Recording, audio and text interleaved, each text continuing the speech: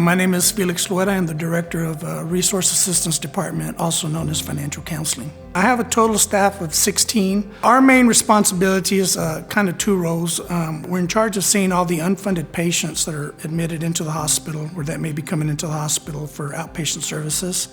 And I have counselors that'll go up and see and screen those patients to see if they're potentially eligible for any funding. We're able to help them get onto various programs. One of the most popular programs that we help with is Medicaid. So not only does it help that patient get coverage for the hospital bill, many times they end up having ongoing coverage so that after they do leave the hospital, they have access to upcoming appointments, physical therapy, and prescriptions. The other part that we also do is where UMC is being the Lubbock County Hospital District, is in charge of administering the Lubbock County Medical Indigent Program, which is also known as the Blue Card.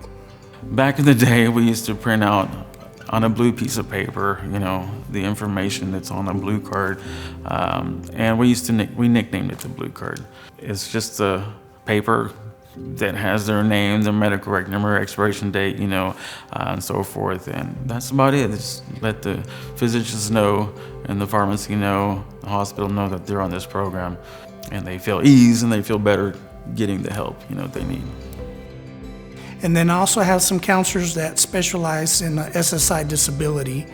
And those are patients who have been deemed to be long-term disabled for 12 months or longer.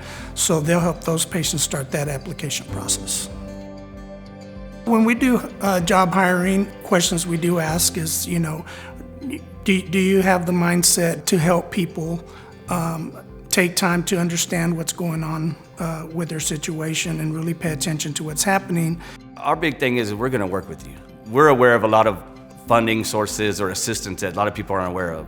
So some, they don't have insurance, they may not come in for a medical service or a diagnostic service that they may need because they don't have insurance or they don't think that there's not any assistance available. And so with us, knowing what's out there, we can search high and low for something and get them in for little to no cost. There's always assistance out there, and there's always a way for us to make an arrangement and work with you. I enjoy helping people. And every day is a different day. It's never the same. There's people out there that have different problems, and helping them out with those it feels good, when you achieve that.